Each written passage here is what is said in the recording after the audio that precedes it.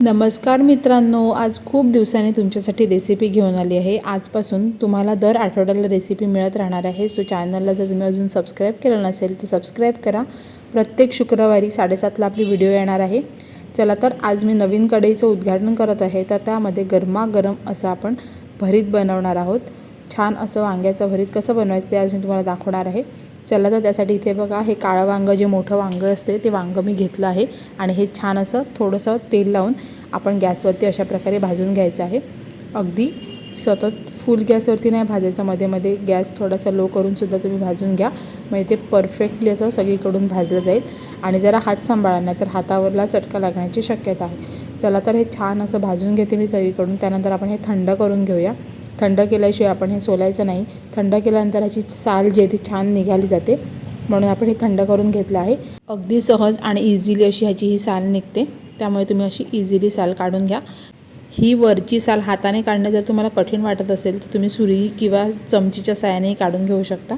इथे सफेद कलरचं जे वांगं आहे ते सुद्धा खूप छान लागतं। तुम्हाला जर हे काळ्या कलरचं वांगं नाही मिळालं तर दुसरं असं मोठंच सफेद कलरचं थोडं लाईट हिरवट कलरचं वांगं येतं ते सुद्धा घेऊ शकता, ते सुद्धा खूप चविष्ट लागतं। चला तर मी हे पटापट साफ करून घेते। आणि हे साफ करून घेतल्यानंतर आपल्याला एक आणखीन महत्त्वाची गोष्ट बघायची आहे, ती म्हणजे ह्यामध्ये कीड आहे का। तर आता वरतून आपल्याला कधी कधी कीड कळत नाही, कधी एक वांग्याला होल असेल तर कळतं का बाबा कीड आहे, पण कधी कधी कीड आहे की नाही ते मध्ये कळत नाही। तर तुम्ही हे बघा, ह्या प्रकारे कापून घ्या आणि चेक करा मध्ये कीड आहे का। आणि त्यानंतर हे पूर्ण आपल्याला स्मॅश करून घ्यायचं आहे। मी ज्याप्रमाणे दाखवत आहे त्याप्रमाणे कापून घ्या, म्हणजे तुम्हाला मध्ये कीड आहे की नाही ते इझिली चेक करता येईल। हे बघा, असं उभं कापून घेतल्यानंतर तुम्ही इझिली समजते तुम्हाला कीड आहे की नाही। आता हे बघा, हे आपण पावभाजीचं जे स्मॅशर आहे त्याने मी हे स्मॅश करून घेत आहे, म्हणजे आपल्याला छान असं स्मॅश केलेलं हे वांगं मिळेल। सगळ्यांना तसं स्मॅश केलेलं आवडत नाही, काही काहींना कापून थोडे अख्खे अख्खे जे वांग्याचे पीस आहेत ते आवडतात, तर तुम्ही तसं आवडत असेल तर तसं ठेवू शकता। चला तर आता आपण ही नवीन कढई आहे ती मी वापरत आहे, इथे नवीन कढईची मुहूर्त करत आहे। सो तुम्हाला ही कढई हवी असेल तर ही कढई तुम्हाला मी लिंक त्याची डिस्क्रिप्शनमध्ये देईल। स्टीलची कढई आहे, खूप छान आहे। चला तर ह्यामध्ये आता आपण तेलाची फोडणी करून घेऊया। इथे मी तेल टाकून घेतलं आहे, त्यामध्ये मोहरी आणि जिरं छान असं तडतडून घ्यायचं आहे। छान खमंग फोडणी बसली की आपल्या भरतालासुद्धा खूप छान अशी टेस्ट येते। चला तर आता हे तडतडून झालं की त्यावरती आपण आलं लसूण मिरची कोथिंबीरीचं वाटण टाकून घेणार आहोत। आलं लसूण मिरची कोथिंबीर एकत्र करायची आणि ते मिक्सरमधनं फिरून घ्यायचं आहे। आणि हे बघा, आता हे मी इथे मिक्स करून घेत आहे ह्यामध्ये, जेणेकरून आपल्या वांग्याला एक खूप छान अशी टेस्ट येईल। इथे मिरची तुम्ही तुमच्या आवडीप्रमाणे वापरू शकता, मी इथे मसाल्याचा सुद्धा वापर करणार आहे। हे हिरवं वाटण छान असं तेलामध्ये परतून घ्यायचं आहे तेल सुटेपर्यंत, म्हणजे छान खमंग अशी आपली ही फोडणी बनवून तयार होते। त्यानंतर ह्यामध्ये आपण बारीक चिरलेला कांदा टाकून घेणार आहोत। कांदा आपण इथे बारीक चिरलेला वापरणार आहोत, त्यामुळे हा चांगला शिजला जातो आणि भरीतमध्ये तो कांदा लागत नाही आणि कांदा शिजायला सुद्धा वेळ लागत नाही। बारीक कापलेला कांदा असेल की तो पटकन शिजला जातो। आता कांद्याला आपण तेल सुटेपर्यंत कांदा परतून घेणार आहोत। आपण कांदा शिजताना सुरुवातीलाच मीठ नाही टाकलं आहे, मी वाफेवरती अगदी 2 ते 3 मिनटं कांदा शिजवून घेतला आहे।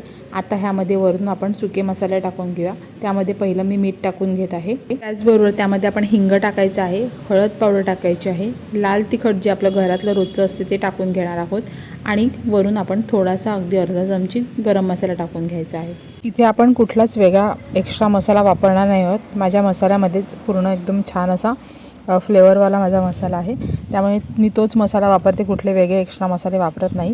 आता हे सर्व आपण मसाले ह्या कांद्याबरोबर मिक्स करून घेणार आहोत आणि यामध्ये आता आपण जे स्मॅश करून घेतलेलं वांगं आहे ते टाकून घेणार आहोत आणि ते सुद्धा एकजीव करून घ्यायचं आहे। जर कोणाला माझा हा मसाला ऑर्डर करायचा असेल तर तुम्ही माझ्याशी आताच कॉन्टॅक्ट करू शकता। मी अजून मसाला बनवला नाही आहे, मसाला आता लवकरच बनवणार आहे, तुम्ही फ्रीमध्ये ऑर्डर करून ठेवू शकता। मी तुमची ऑर्डर घेईल आणि जसा मसाला बनेल तसा तुम्हाला पाठवून देईल। चला तर आता आपण हे वांगं ह्यामध्ये मिक्स करून घ्यायचं आहे, छान एकजीव करून घ्यायचं, म्हणजे मसाल्यामध्ये चांगलं वांगं मिक्स झालं पाहिजे। आणि आपण हे वांगं वाफेवरती शिजवून घेणार आहोत। पुन्हा आता वांगं आपलं शिजलंच आहे, कांदासुद्धा शिजला आहे, परंतु मसाले आणि वांगं एकजीव होण्यासाठी वाफेवरती आपण हे 5 ते 7 मिनटं शिजवून घेणार आहोत। पुन्हा 5 ते 7 मिनटात तुम्ही बघू शकता आपलं वांग्याच्या भरताला खूप छान असं तेल सुटलं आहे बाजूने, म्हणजे आपलं भरीत जे आहे ते बनवून तयार झालं आहे। आता पुन्हा हे मी एकजीव करून घेते आणि आपण हे सर्व करू शकता। तुम्ही गरमागरम भाताबरोबर, भाकरीबरोबर, कशाबरोबर सुद्धा हे भरीत खाऊ शकता, चपातीबरोबर खूप छान लागतं। नक्की एकदा तरी ट्राय करून बघा। एकदा तरी नक्की घरी करून बघा आणि आजची रेसिपी आवडली असेल तर लाईक शेअर सबस्क्राईब करायला विसरू नका. पुन्हा भेटूया नवीन रेसिपीवर. तोपर्यंत बाय बाय.